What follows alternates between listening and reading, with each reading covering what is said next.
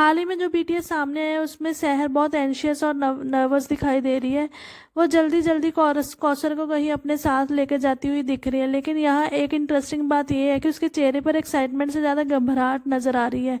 ऐसे लग रहा है जैसे शायद यहाँ उसका रिजल्ट अभी आया नहीं है, बल्कि कोई और इमोशनल या शॉकिंग सीन शूट होने वाला है।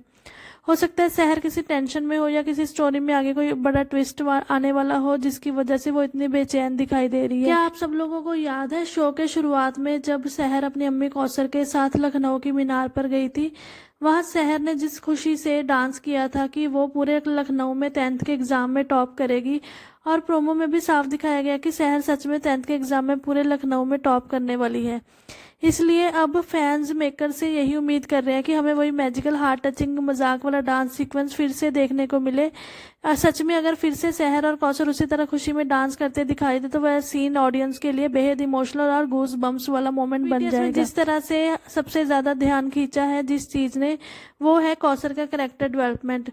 इतने बड़े सदमे, इतनी तकलीफों और इमोशनल ट्रॉमा के गुजरने के बाद भी कौसर ने खुद को टूटने नहीं दिया, बल्कि वो फिर से बरकत बी की वर्कशॉप में अपना काम कंटिन्यू करते हुए दिखाई दे रही है।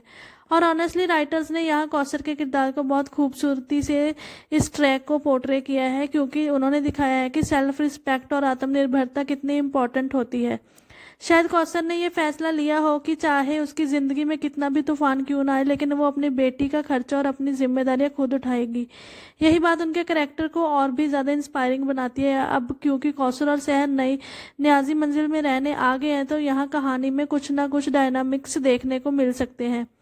और अब हैदर भी जैसे न्याजी मंजिल में है और सहर भी न्याजी मंजिल में रहने आ गई है, तो हो सकता है कि आने वाले दिनों में उनकी दोस्ती होते हुए दिख जाए।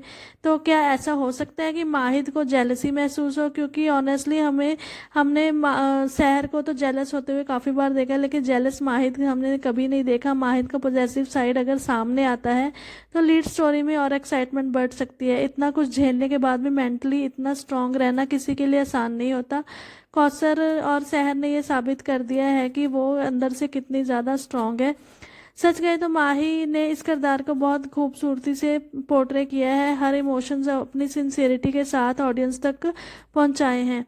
आप लोगों की इस बारे में क्या राय है? अपनी राय कमेंट में ज़रूर बताना। ऐसे ही लेटेस्ट अपडेट के लिए हमारे चैनल से जुड़े रहना, और अगर वीडियो अच्छी लगे तो वीडियो को लाइक, शेयर और चैनल को सब्सक्राइब करना ना भूलना।